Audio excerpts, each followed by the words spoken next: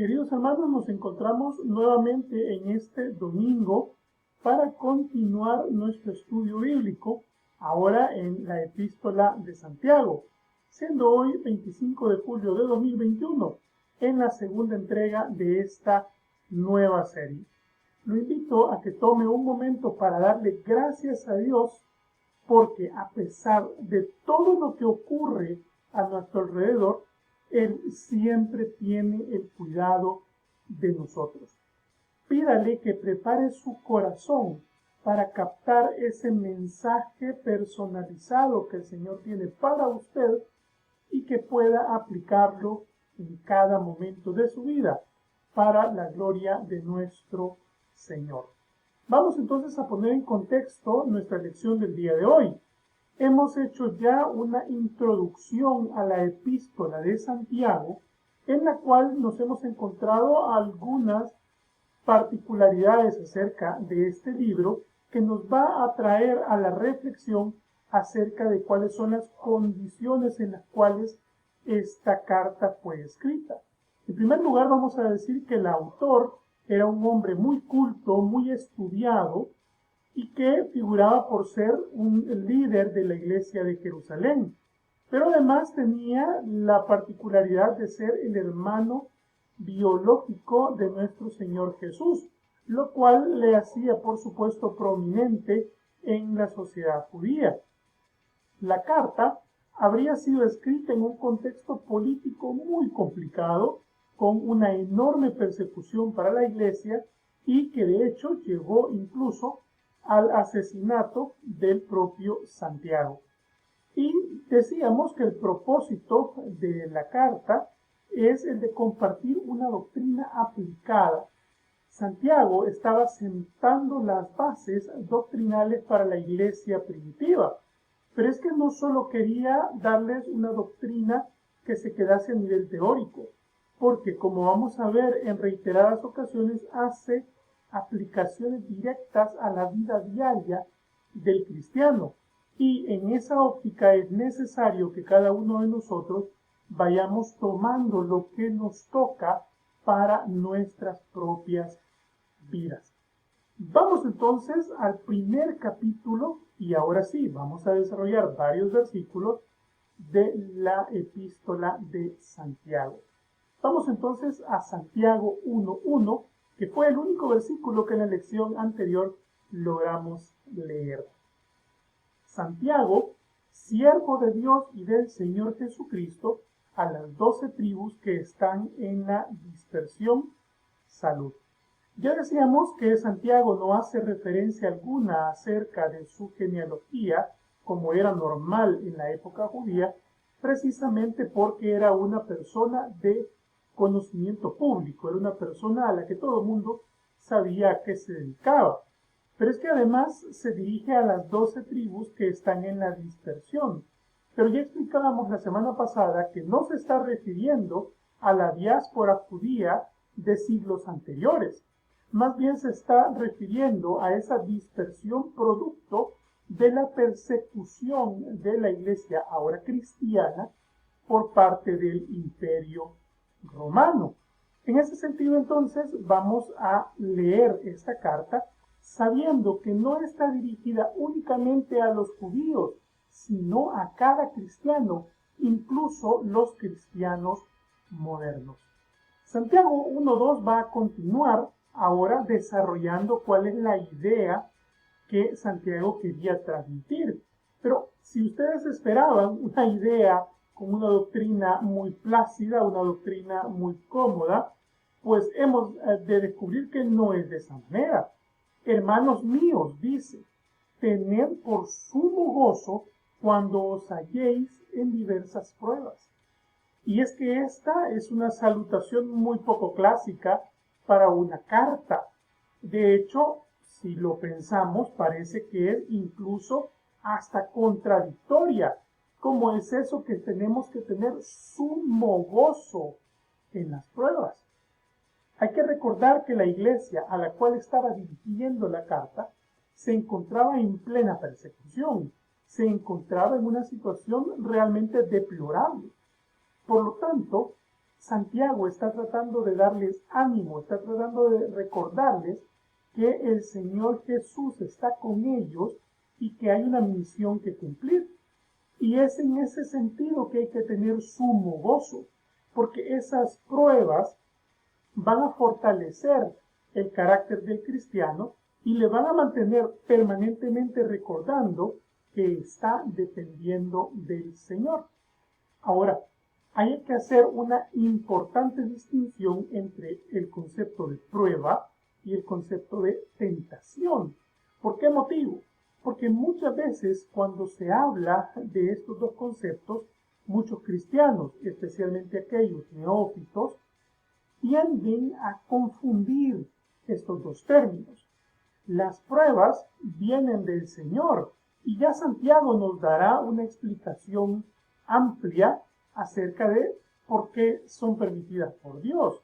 Si no, recordemos los pasajes en los cuales Dios permite que Job padezca muchas vicisitudes y tenía un propósito. Satanás no hace nada con Job que Dios mismo no le haya permitido. Por lo tanto, cuando las pruebas vienen, siempre provienen del Señor y tienen un propósito. En cambio, la tentación no proviene de Dios.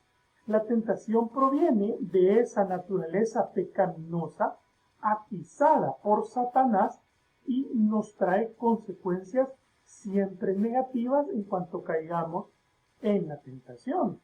Por lo tanto, Santiago le está diciendo a la iglesia de la época que se tenga por sumo gozo cuando hay una prueba.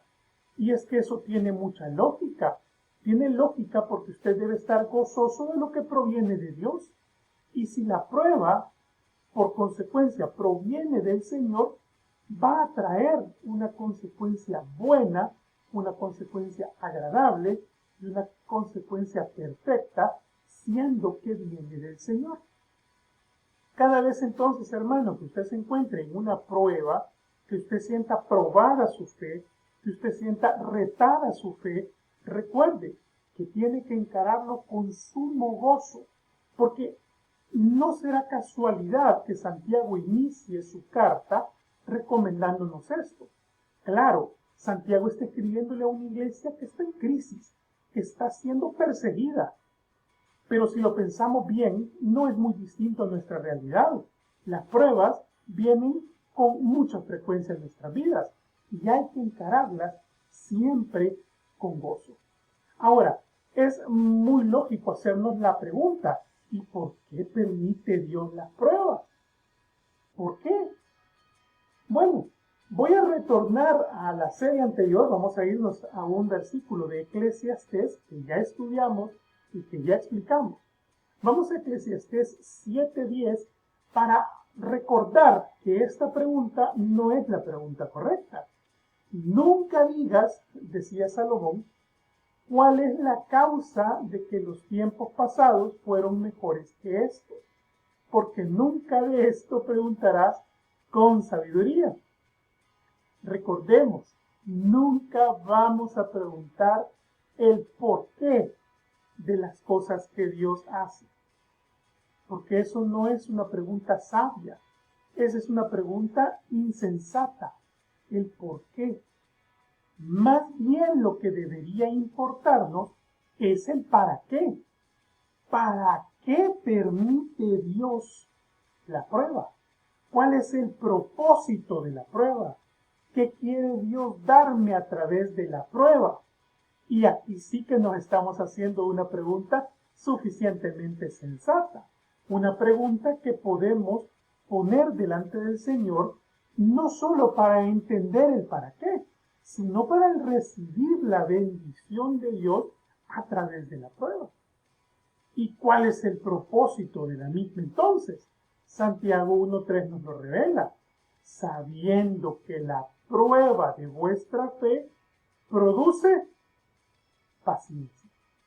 Vea, cuando nos encontramos con la palabra paciencia, nos encontramos con una palabra sumamente retadora para la mayoría de personas. Retadora porque nosotros tratamos de vivir al límite con el tiempo siempre estamos ocupados, siempre queremos las cosas para allá, siempre tenemos plazo que cumplir y la paciencia cada vez es más complicada de desarrollar. Pero cuando hablamos de paciencia en el contexto de la epístola de Santiago, no estamos hablando de esa calma para esperar un resultado en general, sino esa calma para esperar la respuesta del Señor ante la prueba. Es decir, cuando Dios quiere que nosotros dependamos de Él y aprendamos a depender de Él permanentemente, entonces nos va a dar una prueba. Cuando usted tiene ese sentido de autosuficiencia, creyendo que todo lo logra por sus propios méritos, creyendo que usted tiene el control, creyendo que porque usted es bueno las cosas pasan, sépalo, mi hermano, que viene la prueba. Dios va a probarle precisamente para desarrollar esa paciencia ante la respuesta del Señor, precisamente para desarrollar esa dependencia de Dios y no de mí, generando esa conciencia de que no se trata de que yo soy bueno, sino de que Dios tiene el control. Mas tenga la paciencia, continúa, su obra completa, para que seáis perfectos y cabales, sin que os falte cosa alguna. Veamos cómo entonces el Señor nos lleva a través de una lógica secuencial. La paciencia va a generar una obra completa en nosotros. Quiere decir que el fin, la finalidad, el propósito de la prueba es generar una obra en cada uno de nosotros, en cada cristiano. La prueba conlleva a la paciencia y la paciencia nos lleva a esa obra que describe en dos dimensiones. En primer lugar, para que seamos perfectos. Y en segundo lugar, para que seamos cabales, sin que nos falte cosa alguna. Voy a trabajar primero el concepto de cabalidad, porque es un poco más sencillo de abordar. Cuando se dice que algo es cabal, es literalmente que está en su totalidad, está completo, no le hace falta ninguna de sus partes. Quiere decir entonces que cuando Dios manda pruebas, la paciencia generada por la prueba nos lleva a que seamos integrales como cristianos. Va puliendo todas las áreas de nuestra vida. Algunas serán muchísimo más fáciles de pulir para algunos y para otros serán mucho más difíciles. Cada uno tiene una forma diferente de tratar con Dios y Dios tiene una forma diferente de tratar con cada uno. Precisamente porque Juan, porque Pedro, porque María y porque Nelson no somos iguales y cada uno tiene sus propias luchas y sus propias debilidades. Pero la prueba lo que busca es esa integralidad, abordar de manera completa la personalidad del cristiano para pulirla hasta llegar a la plena conciencia de que es el Señor quien tiene el control. Ahora, la otra palabra sí que nos genera un poco de conflicto, un poco de dificultad, ya que ¿qué significa esto de ser perfectos? ¿Cómo es esto que Dios nos está pidiendo perfección o nos está queriendo llevar a la perfección? Bueno, en este contexto en el que Santiago escribe, la perfección pues simplemente no se puede alcanzar. Es más, ese es uno de los conceptos que le achacaron a Jesús para crucificarlo. Por lo tanto, es difícil que la palabra perfección se refiera a la literalidad de no cometer errores. Más bien, para encontrar una definición bíblica adecuada al contexto y alcanzable, podemos ir, por ejemplo, al libro de Colosenses 3:23, con una definición de perfección bastante interesante. Y todo lo que hagáis, fíjense, todo, está hablando de el absoluto de mi actividad, todo lo que hagáis, hacedlo de corazón como para el Señor y no para los hombres.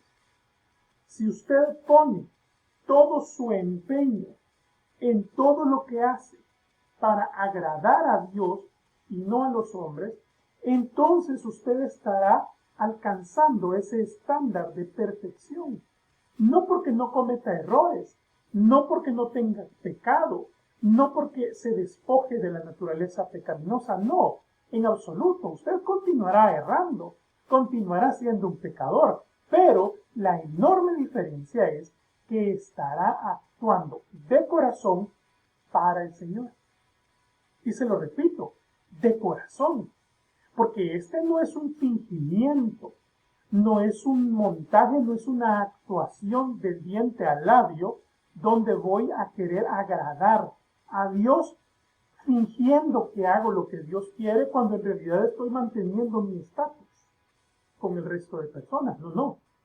Aquí se trata de que esa perfección de la cual Santiago habla solamente se puede alcanzar entregando de corazón la totalidad de mi ser en función del Señor. Y esto es muy importante de recalcar y de comprender. No se trata de una parte, no se trata de una porción de mi vida, se trata de la totalidad. ¿Por qué motivo? Porque la prueba produce paciencia y la paciencia me deja integral, tal como lo veíamos en el versículo anterior. Por lo tanto, si usted está reservando una parte de su vida para usted, si usted está quitando una porción de sus gustos, de sus anhelos, de sus sueños, de lo que sea, y no lo entrega al Señor, entonces usted simple y sencillamente no está cumpliendo con esa lógica de perfección haciéndolo todo para el Señor. Y entonces el Señor, como consecuencia lógica de que nos estamos reservando algo, entonces tendrá que pulir esa zona que no queremos ceder. ¿Y cómo lo hará? Con una prueba. Porque la prueba produce paciencia, la paciencia produce perfección. Por lo tanto, ¿no quiere usted pruebas? Entréguele todo al Señor. La fórmula es muy sencilla, aunque por supuesto es mucho más fácil decirlo que hacerlo. Y continúa el libro de Santiago. Y si alguno de vosotros tiene falta de sabiduría, pídala a Dios, el cual da a todos abundantemente y sin reproche, y le será dada. Es muy interesante que Santiago nos manda a reflexionar acerca de la sabiduría en nosotros mismos. Porque fíjense lo que dice, y si alguno de vosotros tiene falta de sabiduría. Y entonces lo lógico acá es que antes de poder determinar si me falta o no sabiduría, tengo que hacerme una pregunta. ¿Y qué es la sabiduría?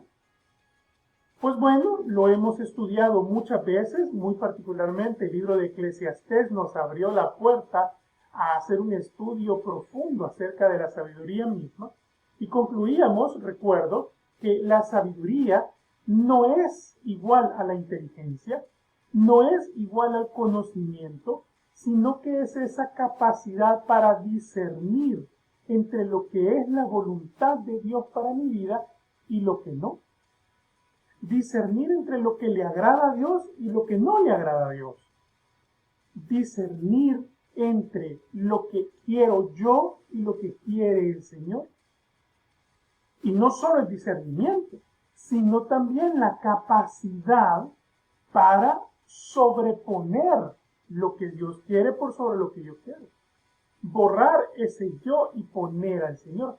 Esa es la sabiduría. Ahora sí estamos listos para hacernos la pregunta. ¿Y será que a mí me falta sabiduría? ¿O tengo la suficiente? Entonces, la prueba es muy sencilla. Hágase una pregunta que le va a resultar infalible. La pregunta sencilla para determinar si me falta o no sabiduría es: ¿y cuando yo quiero hacer algo o tengo el impulso de hacer algo que yo sé que no le agrada a Dios, me puedo detener o cedo a la tentación?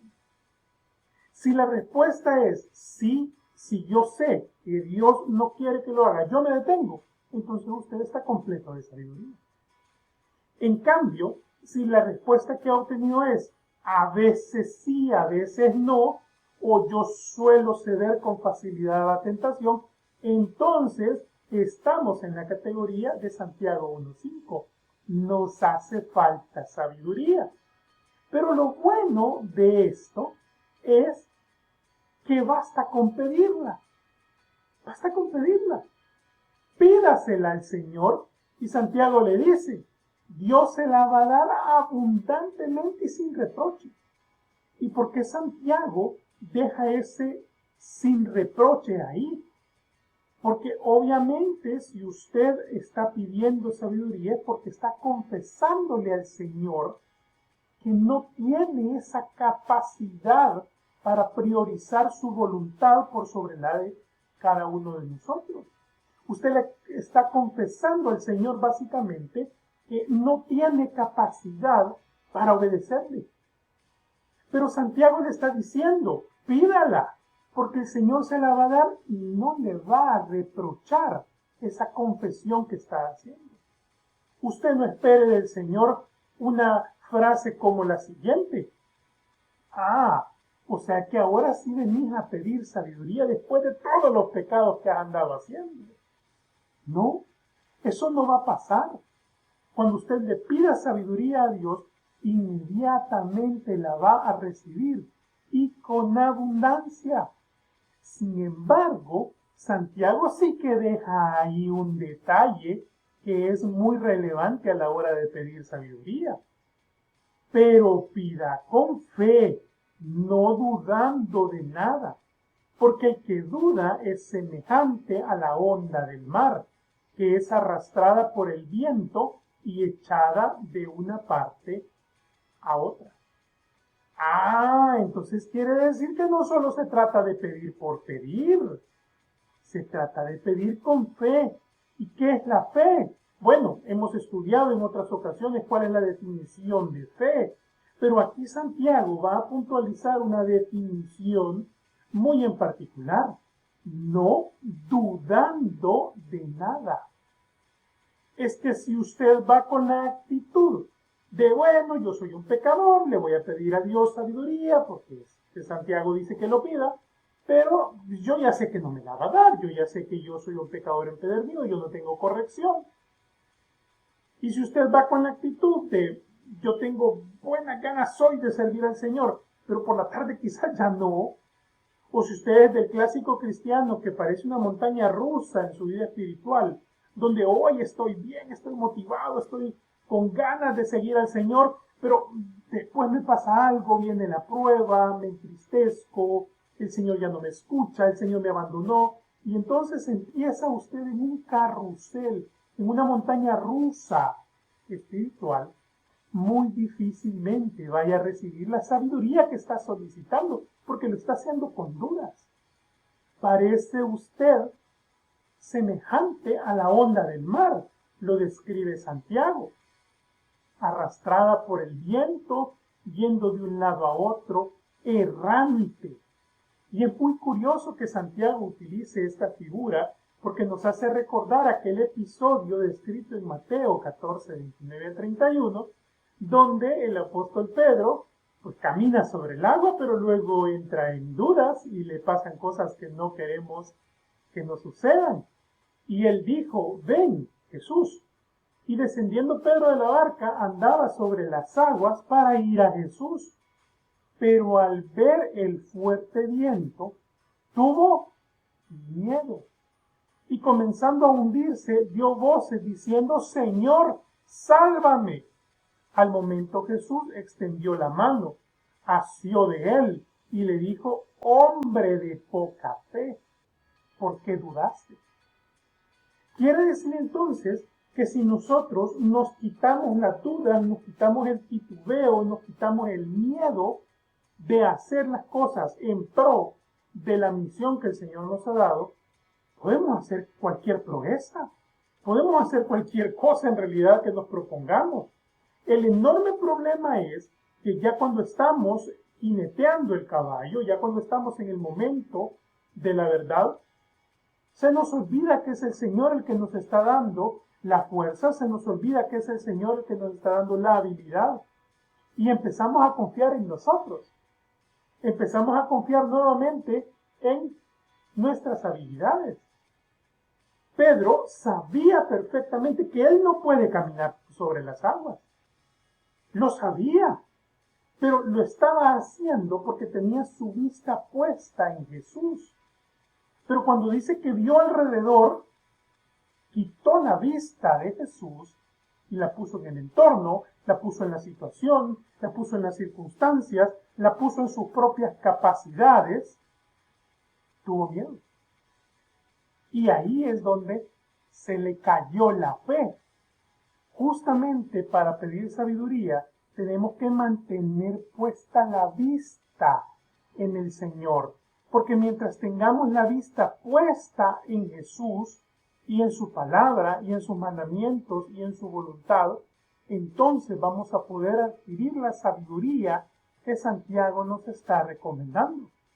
No piense pues quien tal haga, es decir, quien esté dudando, quien esté teniendo ahí momentos de debilidad, de confianza en sí mismo y no en Jesús, que recibirá cosa alguna del Señor. El hombre de doble ánimo es inconstante en todos sus caminos. Es muy interesante que Santiago va a tocar un tema que es muy particularmente vigente para nosotros. Esa persona de doble ánimo, de doble cara, de doble personalidad, de doble o de triple o de más incluso.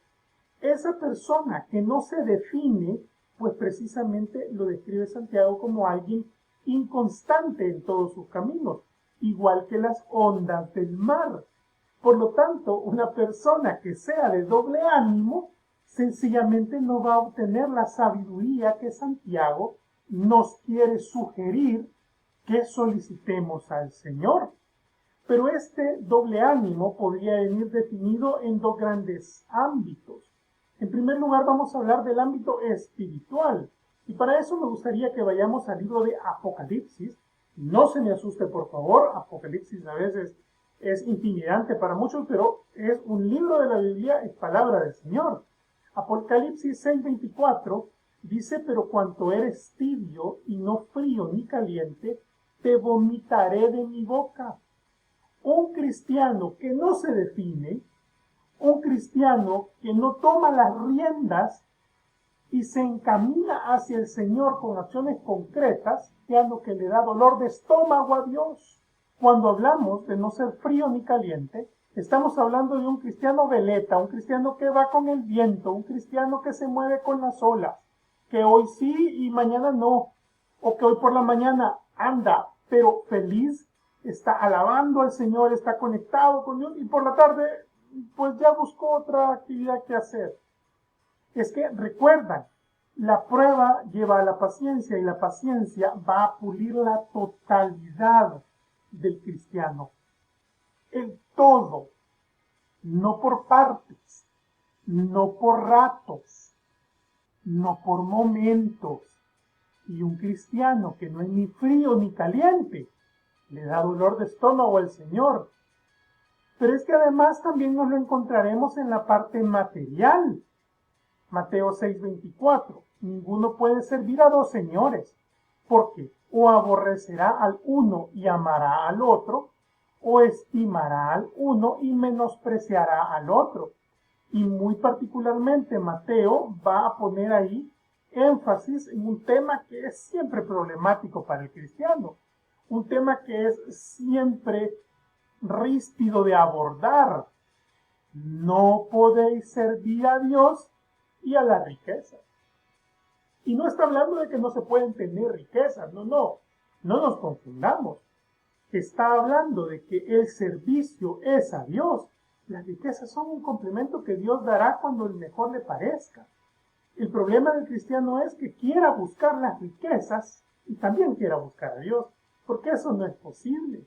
Las riquezas provienen de la bendición del Señor. Sirva a Dios y tendrá riquezas.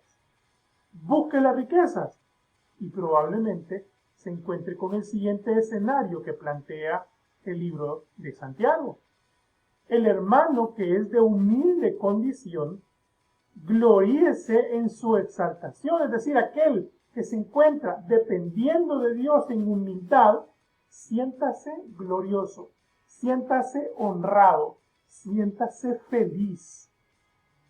Pero el que es rico en su humillación, porque él pasará como la flor de la hierba, le está recordando al rico que no siempre lo va a hacer, que eso es algo terrenal, que eso es algo efímero, muy similar a lo que Salomón nos revelaba en Eclesiastés, pensar en lo espiritual y eterno antes que en lo terrenal y finito.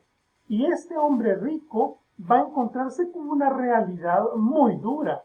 Santiago 1:11 concluye: porque cuando sale el sol con calor abrasador, la hierba se seca. Cuando venga la prueba, la hierba se seca, su flor se cae y perece su hermosa apariencia. Así también se marchitará el rico en todas sus empresas. ¿Quién puede soportar la prueba? La prueba no la puede soportar el rico.